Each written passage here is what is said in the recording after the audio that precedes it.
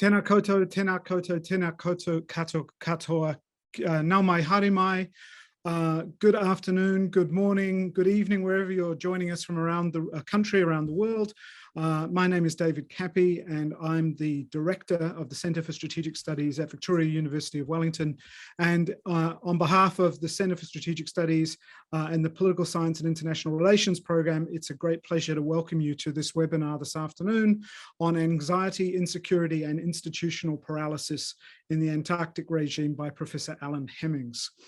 A very warm welcome. Antarctica is one of New Zealand's nearest neighbours, of course, but I would suggest that it is perhaps a place that New Zealanders don't spend an awful lot of time thinking about. And perhaps that's because for much of the last 6 decades, it's had a system of governance in place, the Antarctic Treaty System, that has worked to preserve peace and stability, demilitarise the continent, and directed all activities on the ice towards peaceful and scientific research. But today, the ATS is facing a complex set of challenges. The membership of the Antarctic Treaty has significantly expanded from its original 12 to more than 50 members, including rising great powers such as India and China. Questions have been raised about activities that might threaten the core values of the ATS. Climate change is impacting on the physical environment in Antarctica and the Southern Oceans, with ongoing implications for interstate rivalries. And finally, the ATS is having to confront a set of new governance challenges, including increased fishing, tourism, and the impact of new technologies. To help us understand this really complex range of challenges and how fit the ATS is to respond to them, I'm delighted to welcome Professor Alan Hemmings for our seminar today. Alan is a specialist on Antarctic governance based in North Canterbury and an adjunct professor at Gateway Antarctica at the University of Canterbury in Christchurch. His Antarctic operational experience includes time with the British, French, and New Zealand national programs, with Greenpeace, as well as a government observer of Antarctic tourism, and multiple visits to various locations around the Antarctic and across the sub-Antarctic. He's participated in dozens of Antarctic Treaty System meetings between 1989 and 2010, and published a huge number of articles, chapters, and books addressing Antarctic issues. Alan's current research is oriented around Antarctic geopolitics, which draws on traditional IR geopolitics and the newer discipline of critical geopolitics. His work explores in depth Antarctic governance and the impact of a diverse range of issues, such as climate change, trends in technology, shifts in global and regional power, and the role of science. Alan, a warm welcome to you. It's a pleasure to have you join us today from Atatahi, Christchurch. Before I hand over to Alan, just to quickly outline the modalities for the webinar today. We'll start with some opening remarks from Professor Hemmings for about 35 minutes, and then we'll switch into Q&A. I'm very pleased that my colleague from the Political Science and International Relations program, Dr. Patrick Flam, himself a specialist on Antarctic and polar issues, is also joining us and will be helping to moderate the Q&A. If you'd like to ask a question, please use the Q&A function, and we will get to those after we've heard from Alan. So that's more than enough from me. Alan, once again, a very warm welcome to you. We're delighted to have you join us today, and over to you to make your opening remarks. Well, thank you very much indeed, David, and good afternoon, good morning, good night, good afternoon, whatever it is, wherever you are when you're watching this.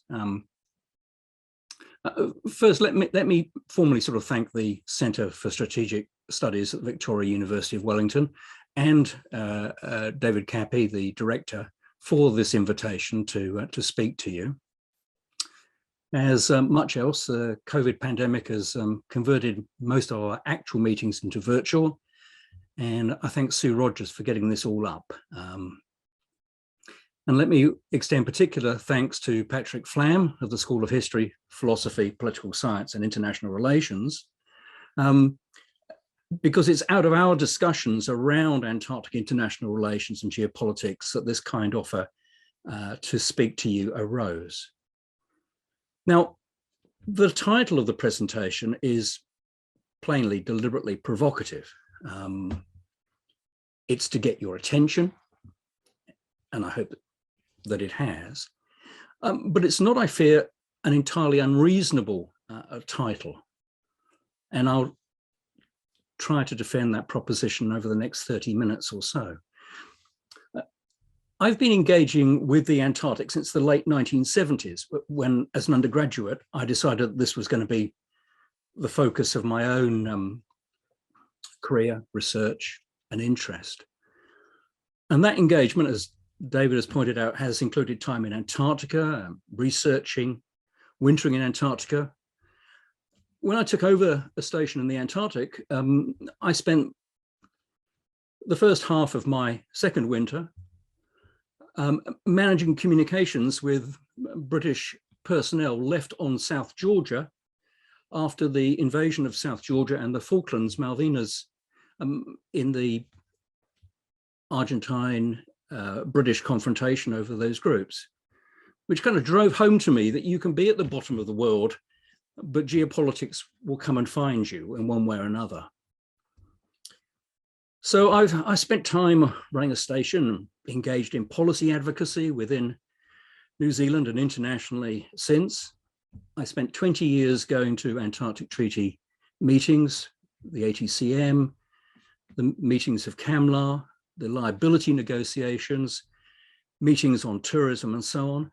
And I spent 30 years as an analyst of one form or another of Antarctic policy. So the Antarctic regime is what concerns me every day. So I may certainly get things wrong, but it's not for want of trying to understand what's going on there. Now, if you look at the contemporary debate around Antarctic geopolitics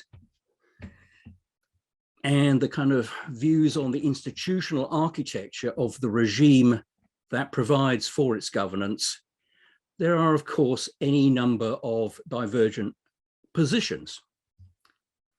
And these range from a view of the Antarctic system in what you might almost call geological terms, just a given, a thing that requires no analysis, that just is, has always been, and will continue to be, through to an essentially Panglossian view of the system. You know, it's all fine, hunky-dory, nothing to pay attention to here. Through a perhaps more grudging, it ain't broke, don't meddle with it approach, to a framing that says, yes, it is indeed a bit rickety, but it's still a success and better than anything we could create anew in 2021. Please don't rattle the cage too rigorously. If it falls apart, we're in the poo. Through the extreme to a increasing view, I think, amongst some think tank analysts at least, that it's bust and it's time to do one of two things: to either to revert to the status quo ante, some mythical past when the Westphalian system operated unproblematically in Antarctica and claims were real and not contested, or that we must have some kind of grand strategy to come up with something completely new. Now, my own position is rather different to this, I think, albeit that I've necessarily kind of caricatured an infinitely variable range of views. So my view is that the Antarctic Treaty System has been allowed to fall into significant disrepair, that it needs rigorous and urgent restoration work, but with attention, it can still provide one of the better options for collective collegial governance and management of the 10th of our planet that is the Antarctic. In my view, the case for a nuanced Antarctic exceptionalism is still compelling. I think it's fair to sort of declare my sort of standing point before I assail you with a more detailed analysis.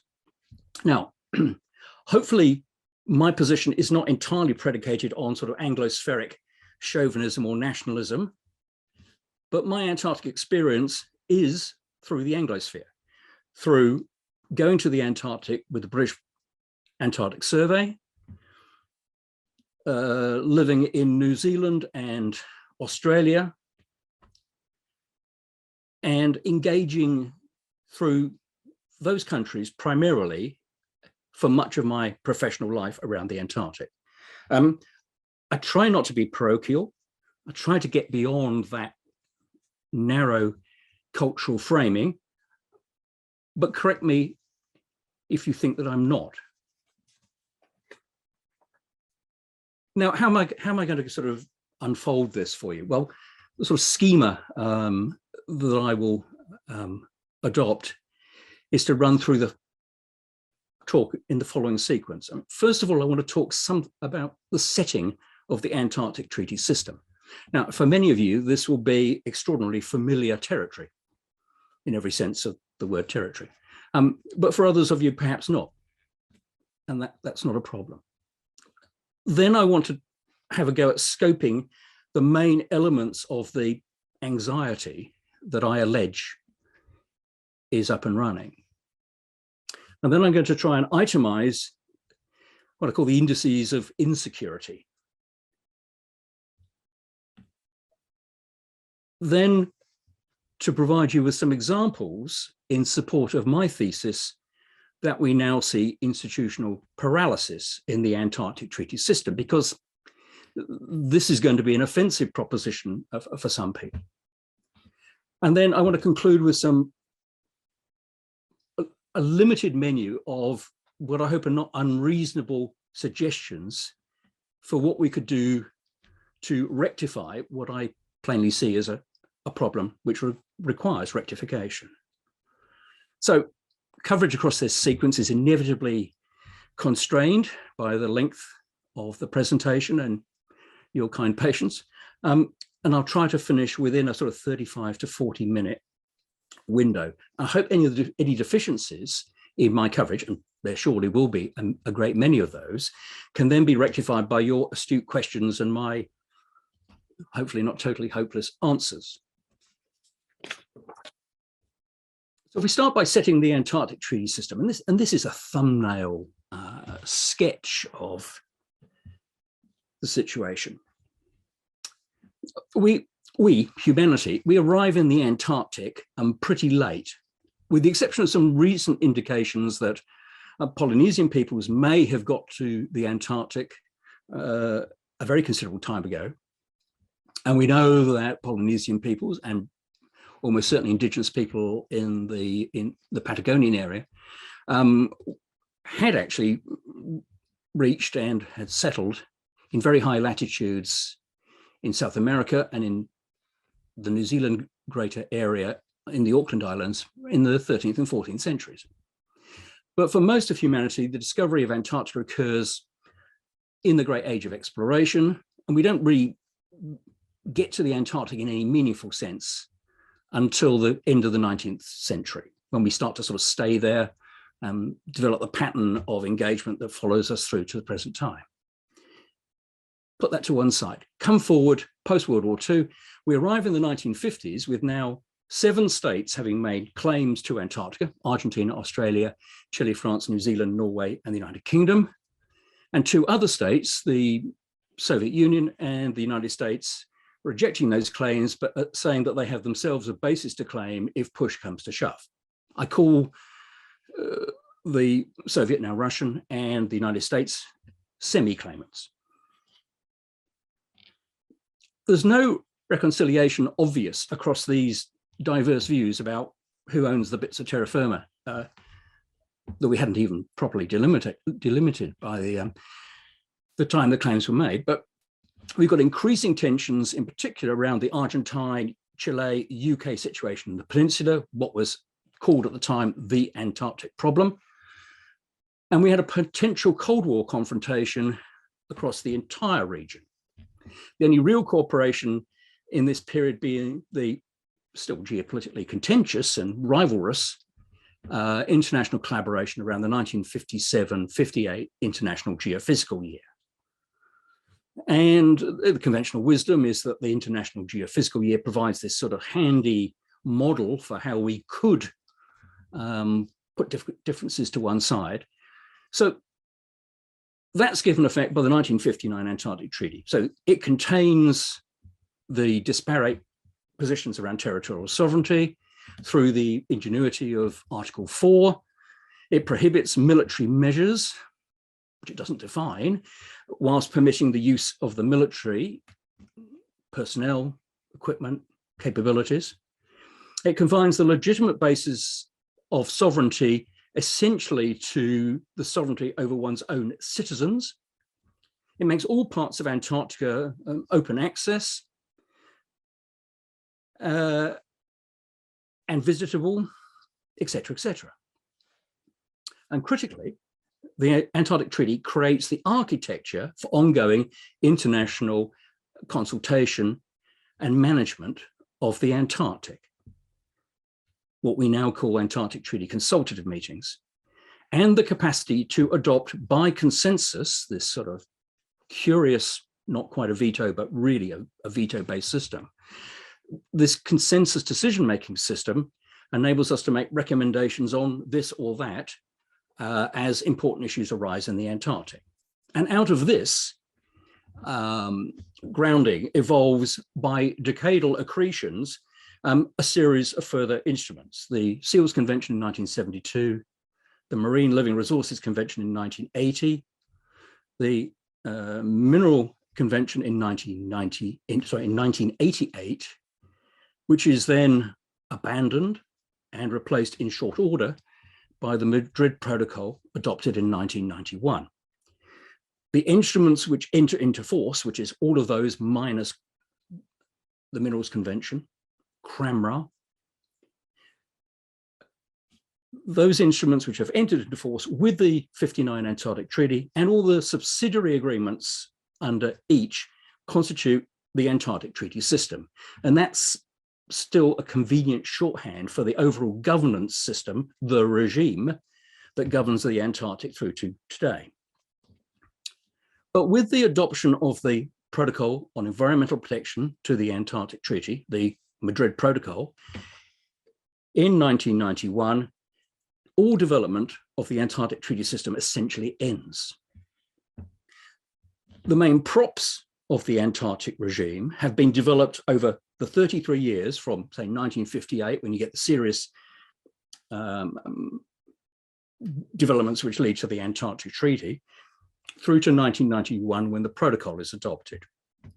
Now, we've now gone in 2021, 30 years since that point, without any new equivalent instruments added.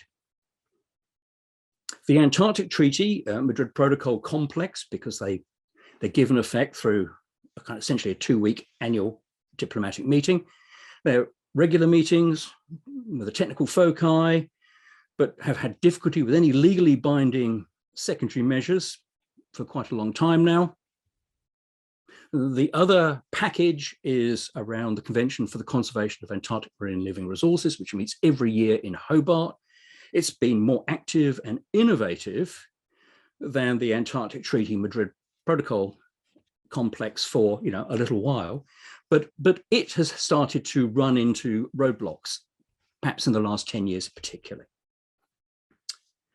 There has been future further institutional development in the kind of what I call the greater Antarctic area, but it's been in relation to fisheries instruments immediately north of the Antarctic Treaty System's northerly boundary, the boundary of the Antarctic Convergence, which forms the boundary for CAMLAR.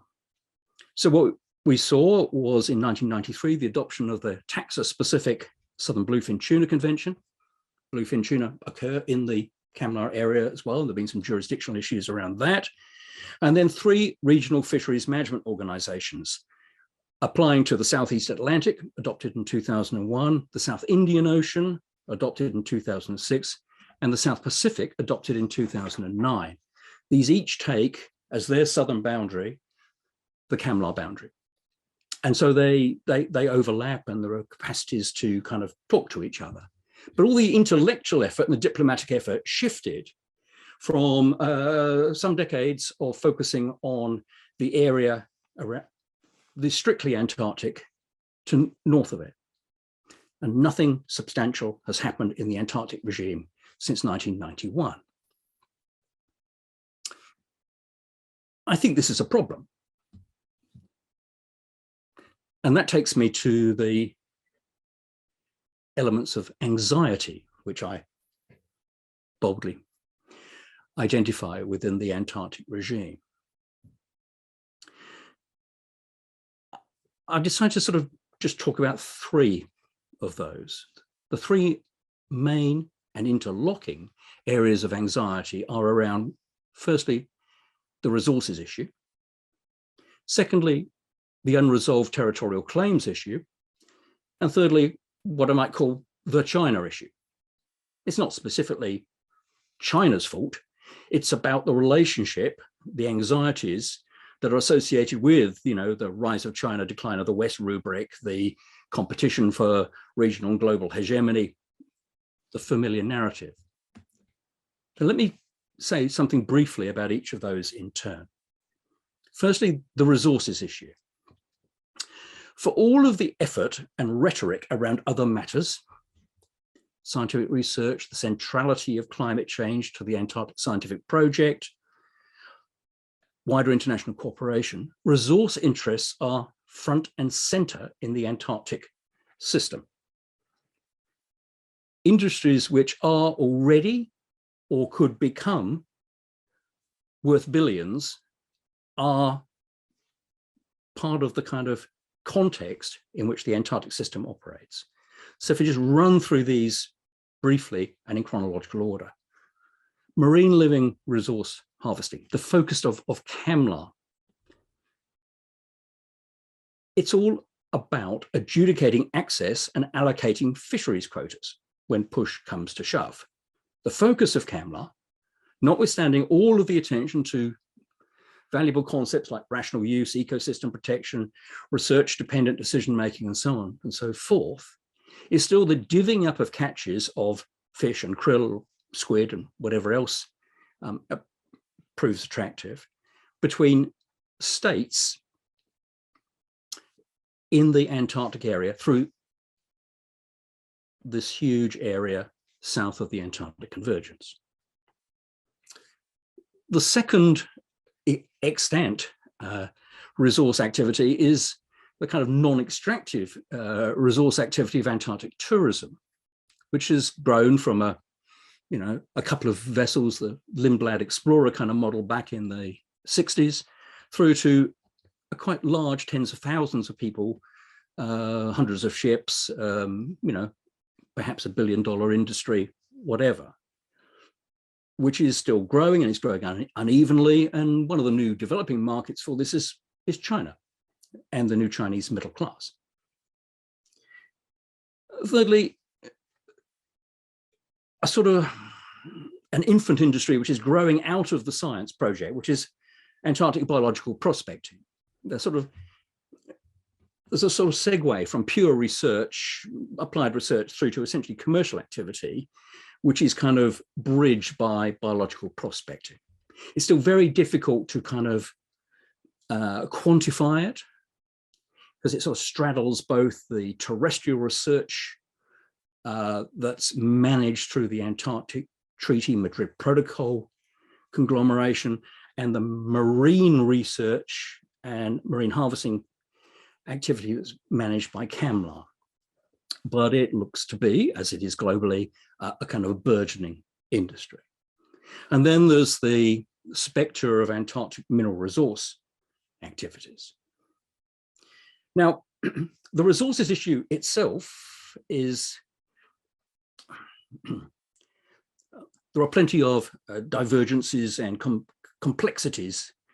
It doesn't lend itself to a kind of easy unitary discussion, but generally the resource issue is dependent upon Antarctic science-led insights, and yet at the same time the existence of these resource issues as commercial, economic activities restricts the acceptable field of influence of that science.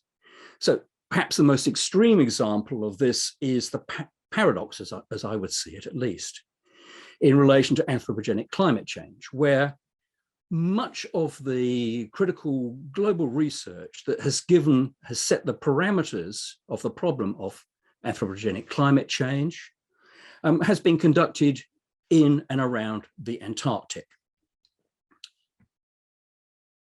That Antarctic science and its sister research globally tells us many things, but one of the things it clearly is telling us is that we have to get off the hydrocarbon habit, PDQ.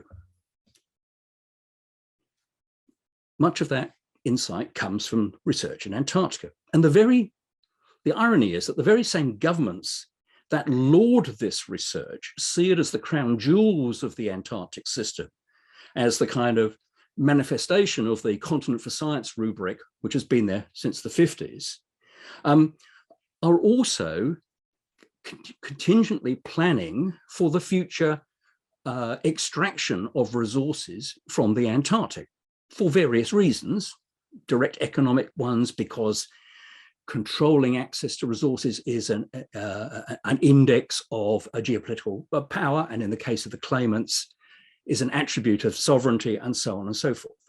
But it is a curious kind of paradox. There's sort of evidence from science in the Antarctic which tells you one thing, but then another part of the Antarctic brain is just proceeding business as usual towards a future in which perhaps we can exploit hydrocarbons and other minerals in the Antarctic. Let me move to the second of these sort of sub-themes, the unresolved territorial claims issue. It's what I've called, I'm probably at risk of being typecast in this. I'm probably the highest profile critic of territorial claims in the Antarctic as being a viable basis for any kind of international organization in the Antarctic. But territoriality in one way or another dominates the Antarctic system. Anyway, this exotic fantasy, as I characterize it at least, is that somehow at some point, either through the collapse of the Antarctic Treaty System or through a deliberate choice by the claimant state itself or claimant states as a class, there is a possibility of realizing the attributes of real territorial sovereignty of your claim in the Antarctic. Or Plan D, a part of it, or you can trade it for something. But essentially that there's some underlying reality to your claim to territorial sovereignty in the Antarctic, notwithstanding the fact that the overwhelming majority of the states in the world don't recognize these. Now, the territorial issues and the resources issues clearly interconnect rather profoundly. Meanwhile, the fact of a claims template sitting over the Antarctic regime acts as a major influence, a brake very often, on what can be tackled, what cannot be considered, what cannot be foregone, how much individual states are prepared to expend on the national Antarctic programs, where their scientists and stations are placed, and the sort of research that's funded. In other words, the general dominant activity in Antarctica is directly influenced and often completely determined by the territorial question. For claimants, international cooperation certainly exists, but it's on top of a decision-making which is essentially determined by the national interest, bolstered by, in their particular case, by the verities of claimancy. If you look at in Adam Smith's The Wealth of Nations, he says early on, states don't give up territory. Nothing excites their kind of moral outrage more readily than a proposition that they give up territory. That is true in the Antarctic too. For the non-claimants, the majority of states that are active in the Antarctic part of the Antarctic project is, as a consequence of the existence of claimants, a kind of counter from a soft to a kind of hard countering of the positions of claimants, a sort of countervailing. And this is done more or less subtly. So when you look at the Soviet Union, now Russia, when you look at China, when you look at the United States, part of what they did when they decided where their stations were going to be, they looked where the claims were, and they put in markers of their own around all of these, what they viewed as fanciful claims. So territorial sovereignty issues permeate everything in Antarctica, internal Antarctic treaty system, politics, blocks within the Antarctic system, attitudes to new members, how many there could be, where they should come from, what they could be allowed to do, attitudes towards equity, benefit sharing, neither of which have had any serious discussion in the Antarctic, access and standing in the regime itself. It's an open access regime, but with an enormously reinforced glass ceiling, which most of the world's poor states will never manage to penetrate. The territorial issue has also, I think, had another, perhaps more subtle but corrosive effect on the slightly different question of rights and duties in relation to the global interest. It has contributed to the kind of commodification of Antarctica and the kind of viewing of Antarctica as the proper domain for a kind of restricted property rights approach to Antarctic futures. You know, one might say, perhaps not too anxiously, but one might say that Antarctica is one of neo-colonialism's greatest projects, an entire continent and surrounding ocean effectively appropriated by the rich world for its use. Historically, the natural order, as it once was. Still acceptable? Probably not. And then the China issue. Well, you know, this is the most familiar one, and I don't need to labor this, but, you know, this is China. Anne-Marie Brady calls it a great polar power, the title of her best-known book. The capacity and reach of China in the Antarctic worries the West, and I would say Australia in particular, because Australia interprets China's actions as posing particular challenge to its presumed rights and duties in relation to its territorial claim in East Antarctica, what it calls the Australian Antarctic Territory. We are faced with a situation where, at least in the Western framing, Chinese intentions in the Antarctic, as elsewhere, are always suspect. This is a very different situation from the way in which the West contained the Soviet Union.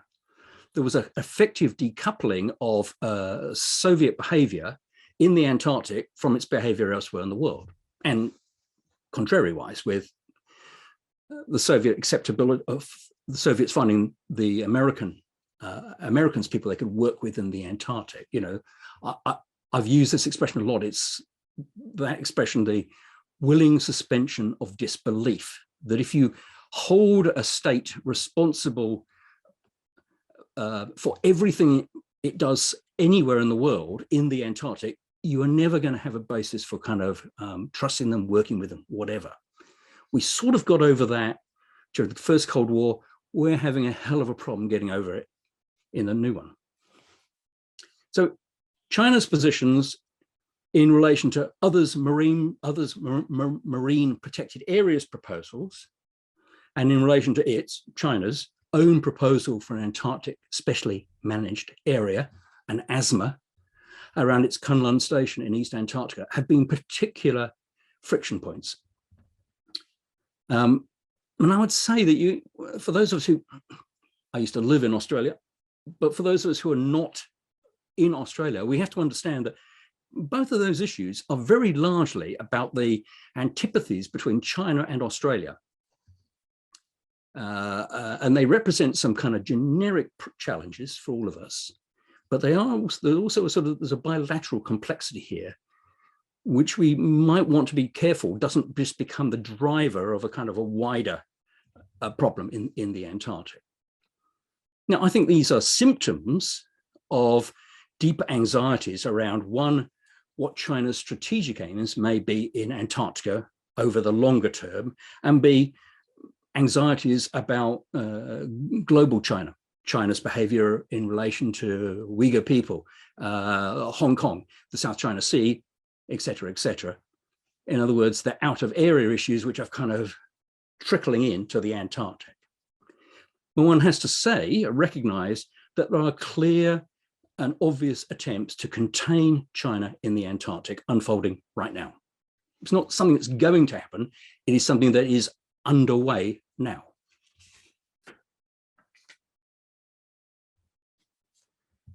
I want now to sort of itemize what I see as the kind of, the things that contribute to insecurity. What are the indices of insecurity? Well, the first of these seems to me to be in relation to the Antarctic Treaty System's architecture and institutional development. I've sort of touched on this, but let me say a bit more about it. We've not seen any efforts to substantially develop the Antarctic Treaty System further for quite a long time. No new instruments, no new secondary instruments, seeming difficulties with bringing adopted instruments into force, contraction of the duration of Antarctic Treaty consultative meetings, contraction of the issues that are addressed at the diplomatic meetings. So nothing about the extending continental shelf, resource anxieties, Antarctic states' duties and interests in relation to addressing climate change, or the need to avoid geopolitical friction has actually been discussed at the ATCMs or CAMLA above a really quite trivial technical level. Substantive diplomatic engagement on hard issues has disappeared from the Antarctic Treaty System meeting agendas. In its place, the agendas focus on a great deal of technocratic, worthy, but low order stuff.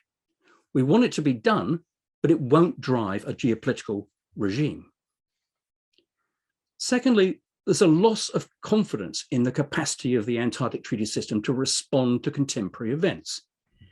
Recall, the Antarctic Treaty was crafted during the first Cold War and as a deliberate project in order to contain the worst manifestations of that Cold War extending to Antarctica.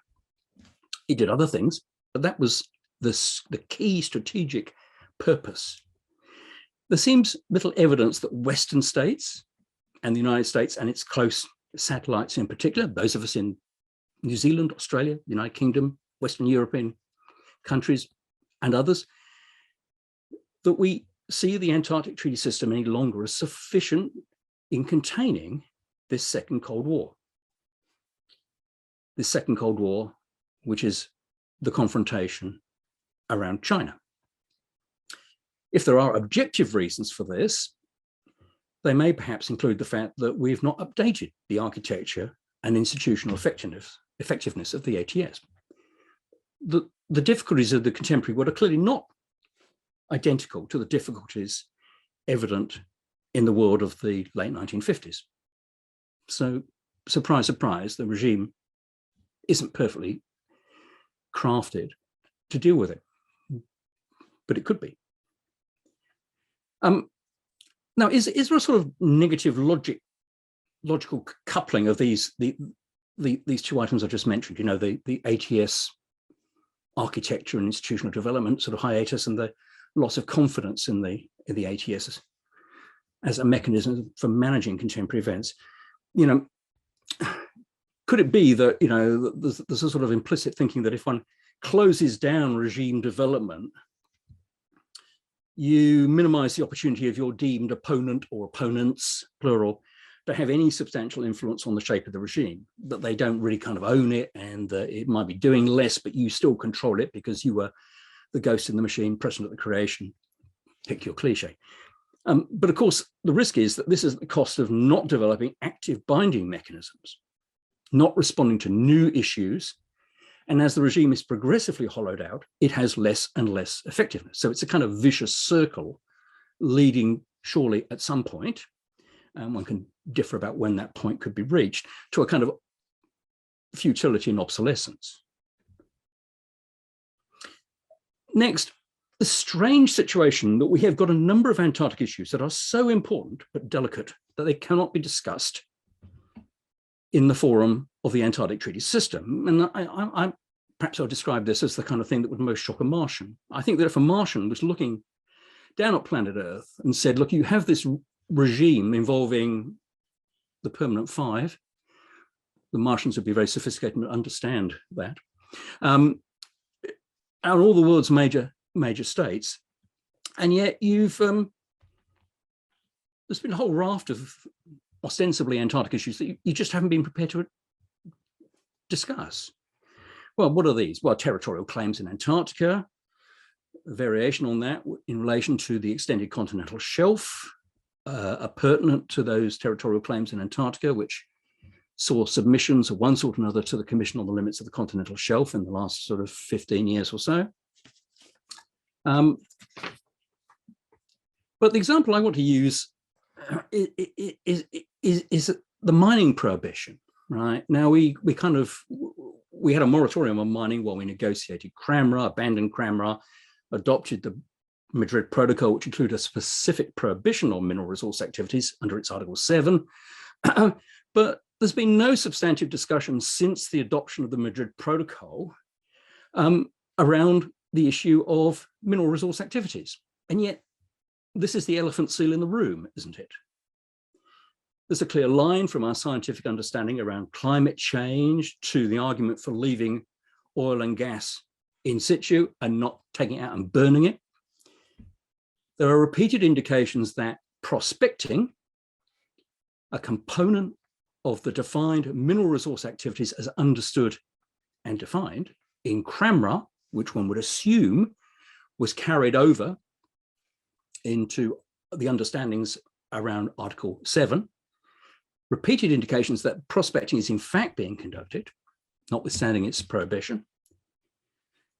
We've got post-2048 scenarios increasingly being talked about and contingently planned for by states, opinion leaders, academics, and the media.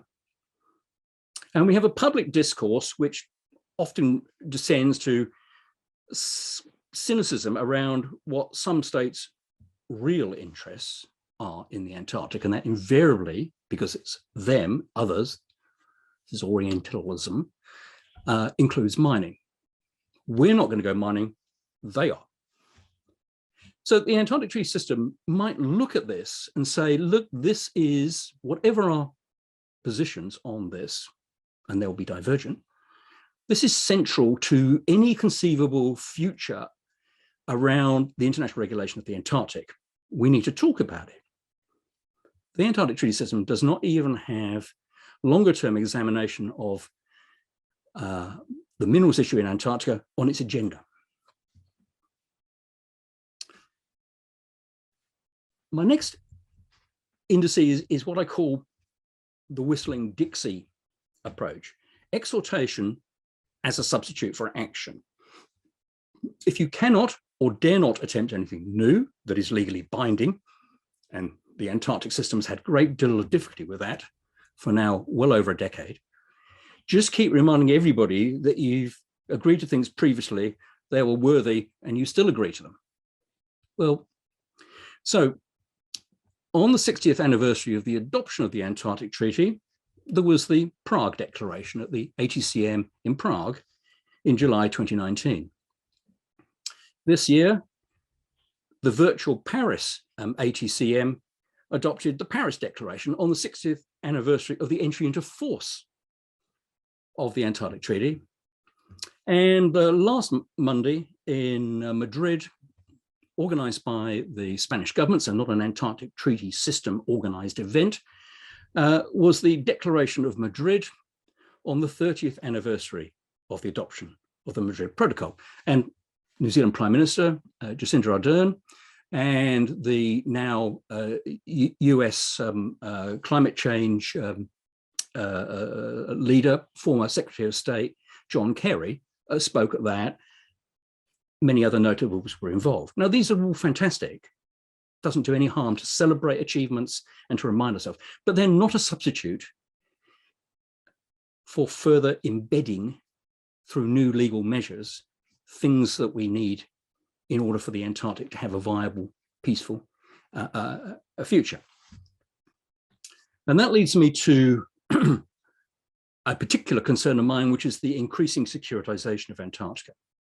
It looks as if, as our confidence in the Antarctic Treaty System as a guarantor of Antarctic security wanes, notwithstanding its continued existence in a formal sense, we're seeing a shift to a more traditional framing, strategic framing of the Antarctic. As I've tried to document in a recent paper entitled Challenges to Substantive Demilitarization in the Antarctic Treaty Area, we're seeing an increasing exploitation of that gap in the 1959 Antarctic Treaty, where although military measures are prohibited, use of military personnel and equipment is legitimate in support of peaceful purposes. Now, with none of these terms defined, you can drive a snowcat through there. And we seem to be increasingly doing so. So this has recently seen quite high-end military equipment being bought for, deployed in, used in the Antarctic. HMNZS Aotearoa is an ice-strengthened tanker. Now, New Zealand doesn't operate in the Arctic. It only makes sense in terms of the Antarctic. What would the attitude have been if, say, India, or even more, China, had launched a naval vessel that was ice-strengthened, that was only going to be used in the Arctic, in the Antarctic? Similarly, the Australians have been using their C-17s to do some really, very flash, sexy airdrops, computer-guided parachutes, reusable parachutes, in-flight refueling of these aircraft on their way to the Antarctic. If it had been Chinese Air Force transport aircraft doing this, the coverage would have been astonishing. So there are, I think, some worrying trends in what our friends and we ourselves think is acceptable to do in the Antarctic around the kind of military fringes, and no longer just on the military fringes, that we may need to re-examine. And finally, well, not quite finally, one of the examples that I would point to in terms of institutional paralysis, well, the 30 years since the adoption of the Madrid Protocol, no further instruments adopted, right? Now, unless one supposes that the second half of the life of the Antarctic Treaty System has seen no issue arise, which warrants regulation of the sort that we saw in the first 30 years, but what about tourism and biological prospecting, for example? This seems, a bit surprising. Antarctic experience has been that negotiating something almost independent of what that is tends to revitalize the system, because it brings in not only new members, new states, but more senior officials from those states that are already engaged. I hope I won't unduly offend likely viewers of this, but it's a very striking contrast in a country like New Zealand, who used to send its most senior and most effective diplomats to Antarctic treaty meetings, and no longer does so. There are no equivalents to the Chris Beebe's, Colin Keating's, the former ambassadors to various countries who used to lead our delegations in New Zealand's present representation to Antarctic meetings. We're in a period of kind of passive, low-level management. And a new instrument also offers mechanisms for binding in member states who may have been present when the previous instrument was negotiated and adopted, but weren't really players. And if you go back 30 years, China and India, for example, amongst others, Brazil as well, they were already part of the Antarctic Treaty System, but they weren't really active drivers of the system. So if you want them to have a sense of participation and ownership, which is not an unreasonable proposition, you need to be doing something with them, and we aren't. The second order instruments have been similarly problematical, right? We adopted a measure on liability in 2005 for the Madrid Protocol, which we entered into force in 1998, by the way. And in 2021, we're still short of the ratifications necessary for it to come into force. It requires 28 ratifications, 11 are still outstanding. The outstanding are Argentina, Belgium, Brazil, Bulgaria, Chile, China, France, India, Japan, South Korea, United States. So 6 original signatories to the Antarctic Treaty, including the depository for the Antarctic Treaty and the Madrid Protocol, the United States, and 5 others, including China and India. I should say, Russia, so often abused, has long ratified the liability annex. Tourism, this big issue that we spend a lot of time talking about at Antarctic Treaty meetings. There have only ever been 2 legally binding measures in relation to tourism adopted by the Antarctic Treaty Consultative Meeting.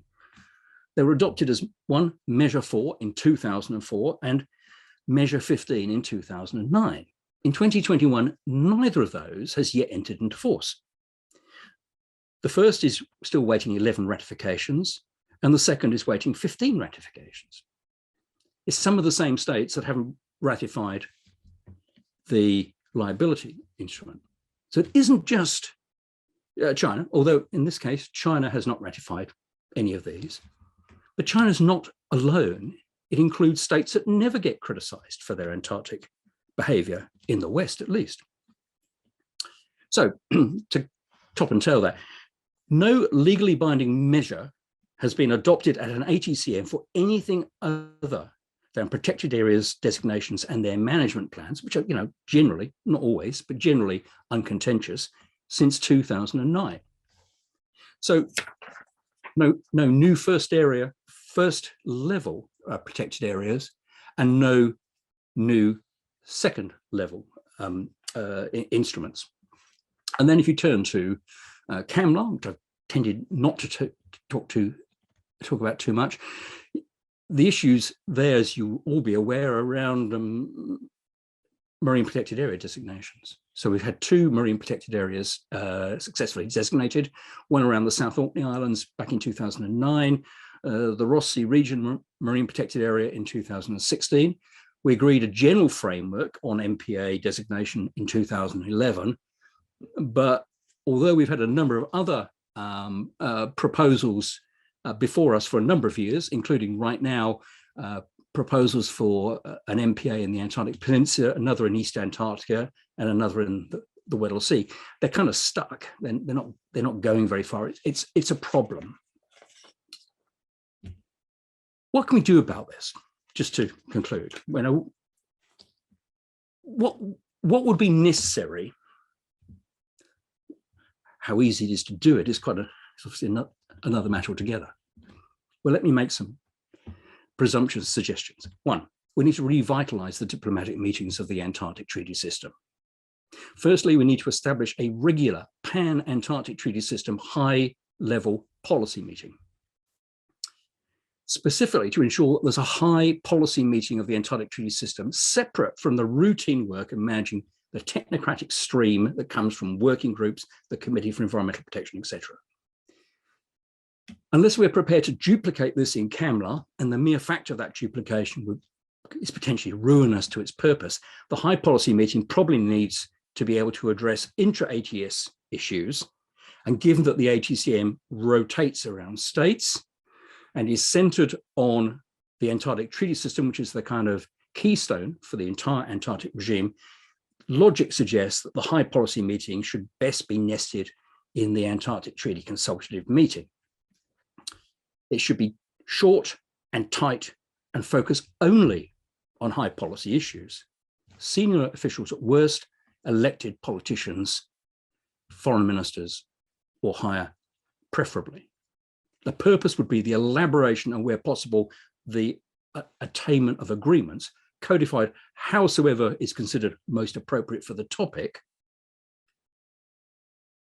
And these meetings don't need to be held every year. One would imagine it would be virtually impossible to hold them every year. But biennially or triennially, they would be really potentially useful. Secondly, lift the diplomatic tone of the annual meetings of the ATCM and the CAMLA Commission, you know, the existing meetings, right? The technical discourse and advice should be seen as an adjunct to and not a substitute for diplomatic engagement in these meetings. We'd benefit from having higher level officials who would be brought in, if that were the project, again, participating in the ATCM and CAMLA Commission. I think we need to revitalize the architecture of the Antarctic Treaty System itself. So grow the Antarctic Treaty System through negotiating new instruments where they are necessary, and I think a number of places they can be seen to be necessary, and encouraging new members constructively, not leaving them in a state of permanent disinvitation through their economic incapacity. Patrick has a paper from me at the moment about the difficulties that you get when you look at, say, the prospects of least developed countries engaging with the Antarctic system. It's essentially impossible at the moment. In practical terms, within the architecture, I think we need to strengthen the Antarctic inspections regime. We have a lot of anxiety. Some may be ill-founded, some may be well-founded, about what is happening at particular locations in Antarctica. And it is always argued that these are difficult places to visit, although sometimes that's a self-fulfilling, or rather overly convenient argument. But whilst the Madrid Protocol Article 14 inspection system looks to me pretty robust, it's only 30 years old, the Article 7 inspection provisions of the 1959 Antarctic Treaty, which kind of addresses not only inspections but advanced notification, looks a little tired. Further and more explicit development of aerial inspection may be helpful. Doesn't help that the Americans quite recently, under the previous Trump administration, walked away from the open skies agreement, but nothing is irreversible. And finally, I think we need to qualify the use of military equipment and personnel in Antarctica in a way that perhaps we couldn't have done back in 1959. So I think the concept of compelling need, rather than merely convenience and availability, might be attached to the use of military equipment and personnel for routine purposes here. The object being to reduce the likelihood that military purposes are laundered through support of peaceful purpose activities such as scientific research and associated logistic requirements. Now, it seems to me that if that would be straightforward to do, it could be done spontaneously by individual states through a sort of self-denying ordinance. We won't do it. And that perhaps would help making a general case that it should be codified in some way. This need not impede the use of any military capability in cases of extremis. If you've got to conduct a rescue and the best equipment is owned by branch X of your military, use it. But that's a different scenario or different situation to the routine sustaining of National Antarctic Program. And I think I'll stop there. Thank you.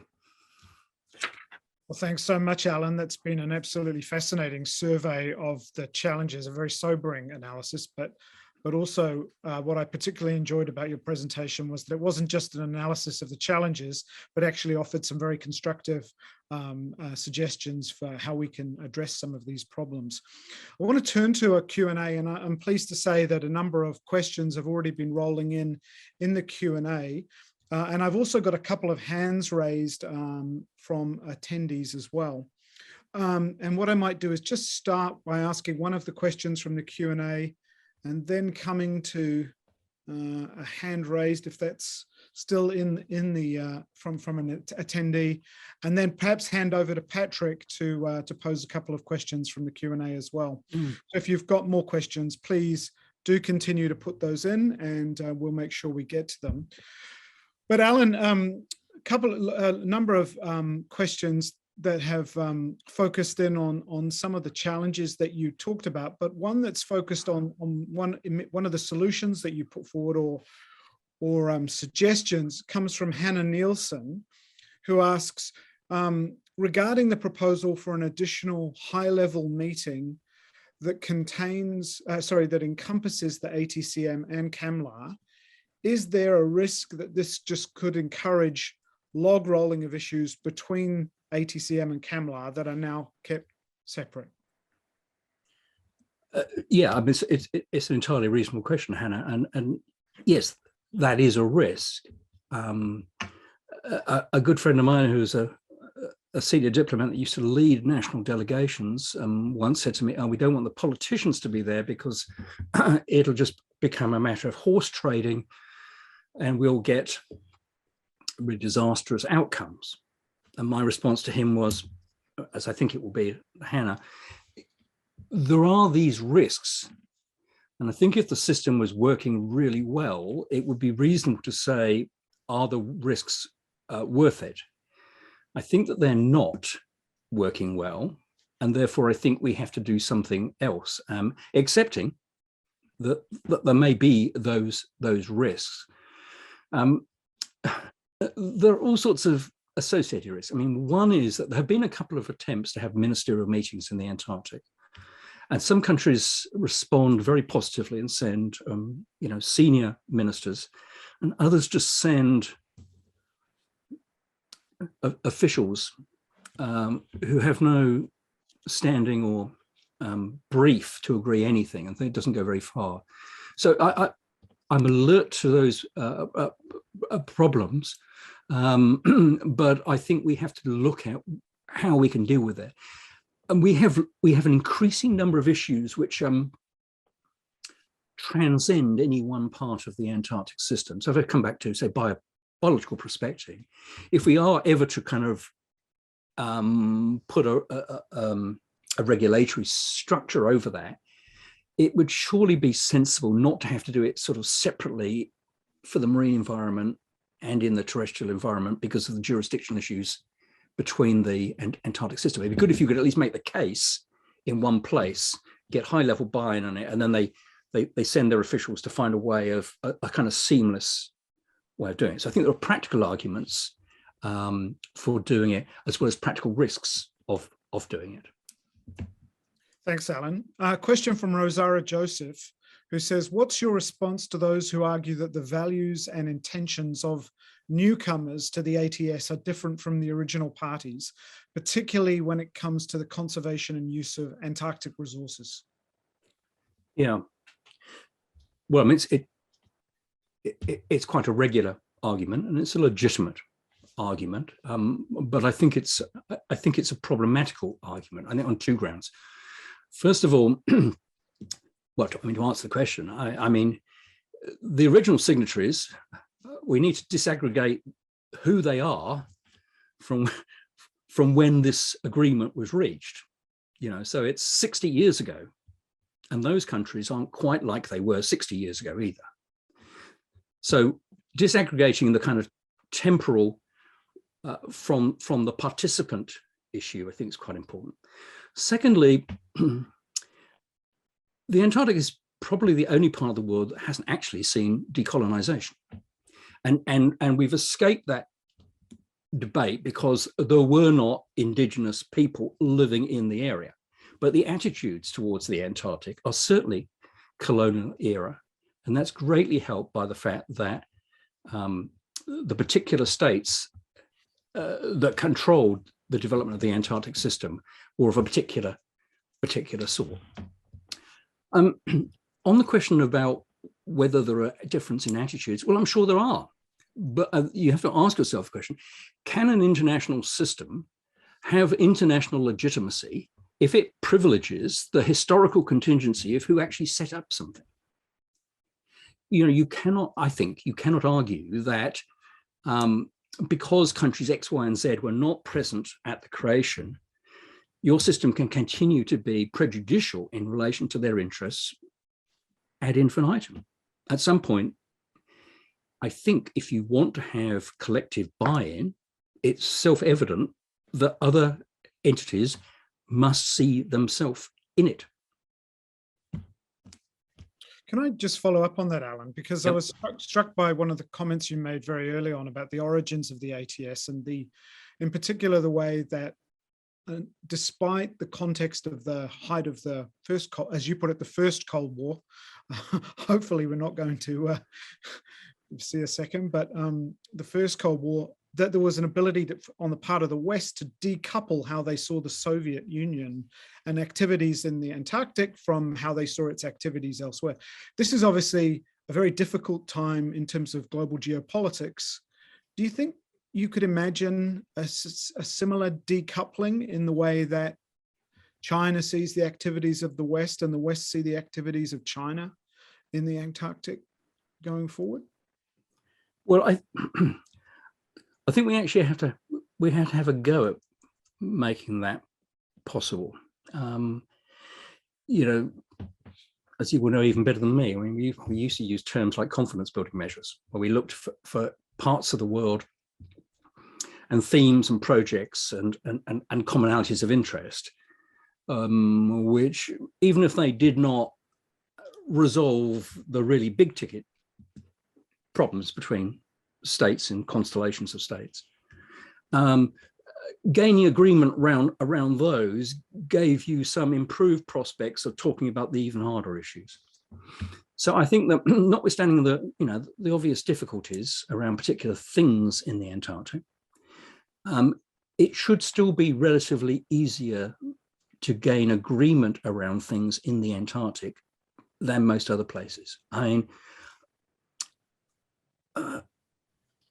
I spent a couple of decades particularly focused on environmental protection in the Antarctic. But I don't think that differences over the nature of protected areas, the timelines for achieving them, are the sort of issues that should derail an attempt at a rapprochement between, say, China and the West in the Antarctic. I thought one of the greatest missed opportunities I've ever seen in the Antarctic was the vociferous opposition to the Chinese proposal for an Antarctic specially managed area around Kunlun Station. On the face of it, there wasn't a case for an ASMA, but it was the first protected area that the Chinese delegation had, I believe, proposed. And a creative approach to that could, I think, have been quite productive. But we've gone down a path of mutual irritation, which I think was unnecessary. So, yeah, I think we can do things in Antarctica, or we have been able to, that would offer some prospect of building some confidence, some bridges between states which have differences elsewhere. And but I don't think we can ignore them forever, otherwise there will be unrecoverable possibilities. Thanks very much, Alan. I'm going to hand over to Patrick in a second to take some questions from the chat. But before I do, I'm going to reach out to the very limits of my technical capabilities, and I'm going to try and let one of our participants speak by unmuting him. And that's Peter Nichols, who's got his hand raised. And hopefully, Peter, you should be able to talk now and raise your question. You'll need to unmute yourself first. Sorry, obviously something's gone wrong there. Sorry, I do not have a question. Thank you very much, and a fascinating presentation. Thank you, Peter. Thanks very much, Peter. Well, Patrick, let's hand over to you. And if you want to take some of the many questions that are collecting in the chat, that'd be great. Sure. Thank you, David, and thank you, Alan. I have a question from Alistair Allen, and he's asking, there are a number of questions actually, but I try to keep this short.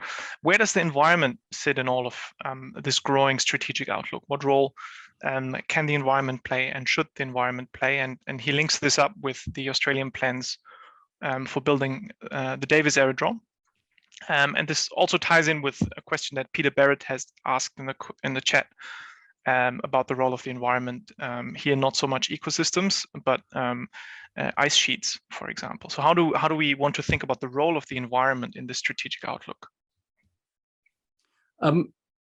It should be central. I mean, one of the reasons that I moved from working on the Antarctic environment as a sort of discrete area of activity into the sort of geopolitics was that it seemed to me that unless we kind of mainstreamed the environment into the kind of strategic, the geopolitical framing of the Antarctic, it was, to put it crudely, screwed. So the environment is the greatest potential, well, it's already the victim of our ineptitude and our deficiencies and our fallibility. So getting the getting away from confrontation will be a major contribution to being able to reach agreement about what we clearly need to do in the Antarctic. And I mentioned the sort of paradox of the kind of research insights about climate change being cut across by the other half of the Antarctic brain thinking about nothing more than whether they can realize resource potential. So we cannot burn all the resources that we have currently identified and have anything other than a rather dismal sphere on which to live. And we certainly cannot, therefore, afford to open up new hydrocarbon resources from around the Antarctic or anywhere else in the world. So the environment is key. Clearly, as in relation to kind of global responses to climate change, we have to find a way of the evident geopolitical divide between different great states. We have to find a way of bridging that, because we each otherwise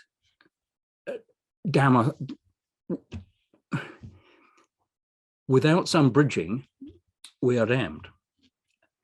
And I would say that in terms of a confidence building measure, if you could get Antarctic states to agree that we will not extract hydrocarbons from the Antarctic and put the hard rocks issues to one side, and it's problematical, but it presents some different issues.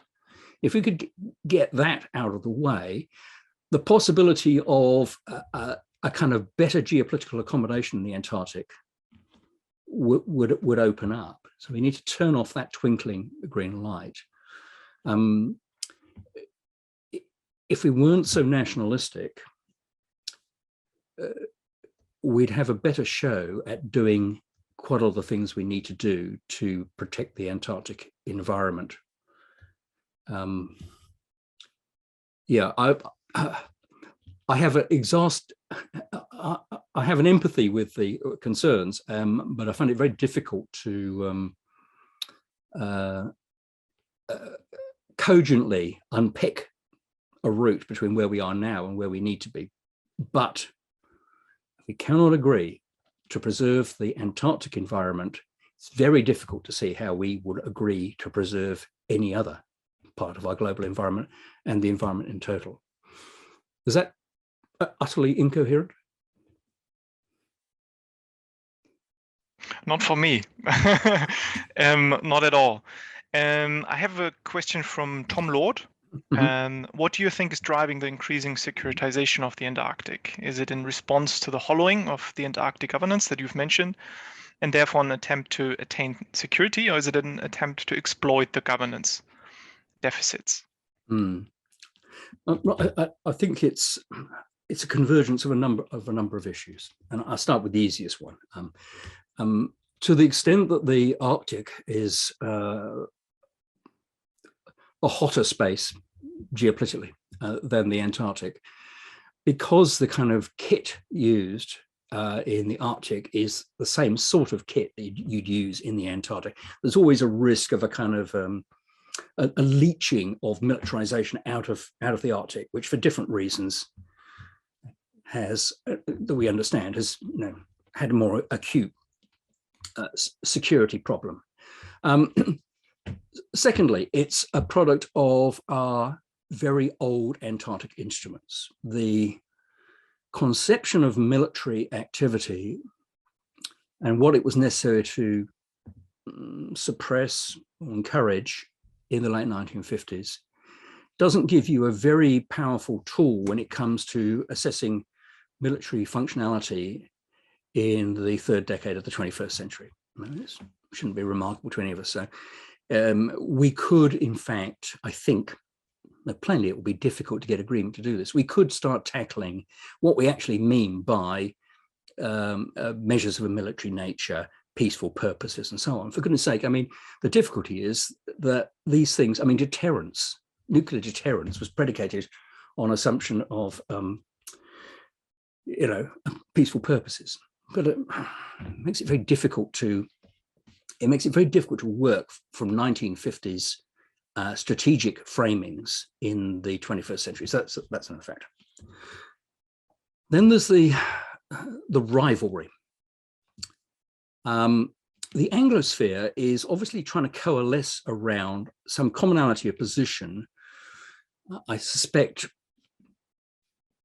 trying mistakenly, in my estimation, to bolster its prospects in relation to its three territorial claims: the British Antarctic Territory in the Peninsula, the Ross Dependency for New Zealand, and the Australian Antarctic Territory. We have a common imperial route, and the French and Norwegian claims are linked into this by their delimitation of boundaries and so on before World War II. So there's an attempt to kind of have some kind of commonality of purpose there. Australia, in particular, has been under assault from its think tanks, ASPI in particular, now for well over a decade. Allegations that essentially there's a missile gap, that here is Australia claiming 42% of the continent, and yet in fact historically the Russians and now the Chinese are much more capable within it. So basically went the argument, and that they should do something about it. So there's a domestic argument there, which is essentially a kind of variation on Adam Smith's governments don't like giving up territory, even if they haven't really got the territory, which is the situation for all of us in the Antarctic. So it's a combination of all these things. And then I said to the person at the Australian Antarctic Division who's responsible for this, I kind of understand it. Why expeditioners, if you're in the Antarctic, I did 2.5 years in the Antarctic. I don't need persuading that it's really exciting if somebody flies the most expensive kit your military has over and drops a whole lot of stuff for you in the middle of the winter. So there's that kind of essentially trivial level of rationalization and encouragement. So it's how all these things intersect. So old definitions of what military purposes are and what we should be worried about, leakage from the Arctic, great power rivalry, and the sort of gung-ho thing about, wow, we can do this. Thanks for that, Alan. We have two questions that I will try to bring together about China. Given the fragility, institutional paralysis that we've seen in the ATS, and given Chinese international posturing in other parts other than the Antarctic, what's your read on China's Antarctic interests, and what could or should an international response look like? The question is coming from Dennis O'D as well as Brad Clayton. Yeah, well, thank you for that question. I mean, it's the reasonable question, I suppose. And I have to say, I mean, I'm not a China expert. I can't speak any Chinese language, therefore I can't read the documents in the original. My own sense is that the Chinese position is not that different from that of a number of the other great powers. First of all, there isn't a unitary position in any state. There are people who will get into the Antarctic and rip out whatever they can. They may have the ear of their government at particular times, at other times they don't. So I'm sure there are able people in the Chinese government who look at the Antarctic and say, we have to look at the feasibility and the possibility and the desirability of extracting X, Y, or Z from the Antarctic. And because it's an international space, we should insist that we're not kind of shut out. All right. There are Chinese scientists whose interest is in the same thing as New Zealand, Australian, Finnish scientists in the Antarctic. They're interested in the intellectual challenge of understanding how ecosystems function, how geology operates, and the taxa that they've dedicated their life to. There are agency differences. There are the Chinese fisheries agencies seem to be really quite fierce, but so historically were things like the Spanish fisheries agencies, right? So you can see this kind of diversity of position. But one thing that surely doesn't help is when you constantly say to particular countries, and sometimes one fears that there's a sort of a nasty kind of racial aspect to this, you are a priori a much greater problem than countries X, Y, and Z because you are who you are. Now, that may, in particular instances, be perfectly true, but as a negotiating strategy, it's pretty hopeless, and it is not going to lead anywhere in the Antarctic. And if you claim or you underpin those sort of attitudes on the basis of a tenuous territorial claim, which most of the 194 states in the UN system don't recognize, you're surely onto hiding to nothing.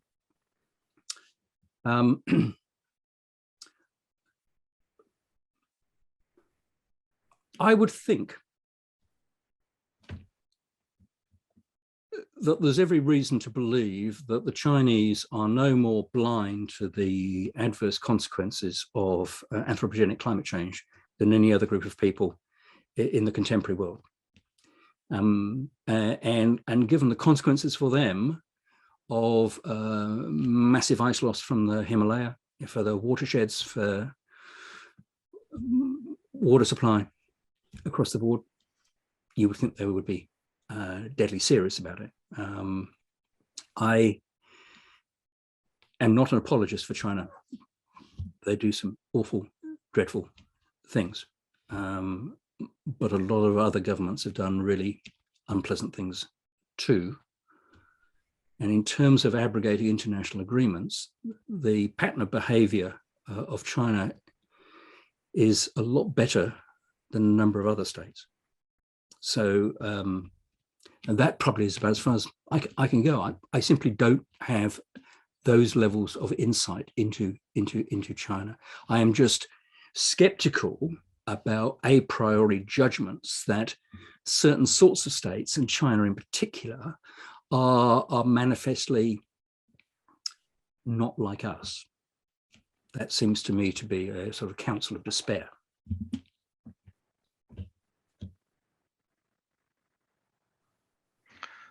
Thank you for that response, Alan. I have two questions from James Hurley and Peter Coulsons, both talking about the potential of resource scramble that you've touched upon as well. And Peter draws here some comparison to deep sea mining in the high seas. How can the ATS be strengthened in order to keep this force and this impulse for a resource scramble in check? And maybe is there a way of joining forces with the efforts that are happening, for example, with regard to countering deep sea mining in that regard? So linking up with other environmental protection efforts in that regard. Well, there are, and a number of people that I know who work for environmental NGOs on the Antarctic also work in relation to deep sea mining issues. So celebrated example would be Christchurch-based international lawyer Duncan Curry, who has a long and honourable history of working for and with Greenpeace in relation to the Arctic, the Antarctic, and currently with them and other international NGOs in relation to deep sea bed mining. So yes, so that already exists to a degree, but that, you know, is interesting question raises something, one of the many things that I didn't have time to discuss, which is that, of course, the deep seabed, formally at least, comes right up to the coastline of the Antarctic. Since the majority of states don't recognize the claims to territorial sovereignty, there's no recognition of the maritime zones pertinent to those claims. And therefore, for the vast majority of the world states, obviously not for the claimants, individual claimants themselves, the high seas go right up to the coastline of the Antarctic. The Deep Seabed Authority, the area includes areas within the Antarctic Treaty Area and the CAMLAR area. It's not clear that all of the states that have adopted the Madrid Protocol actually apply the Madrid Protocol to the entire maritime area, let alone the deep seabed, in any way through their legislation. So there's a sort of jurisdictional overlap, potential conflict here. Now, you can very easily get into airy fairyland now, but I mean, if, for example, if we formalize what is in fact the substantive truth, that the Antarctic system is a condominium, principally controlled by the 29 states that are consultative parties, you know, 30 if you include some other entities such as the European Union, which are involved in CAMLAR but not the Antarctic Treaty. You know, a relatively small number of states are the decision-making states across the Antarctic instruments, right?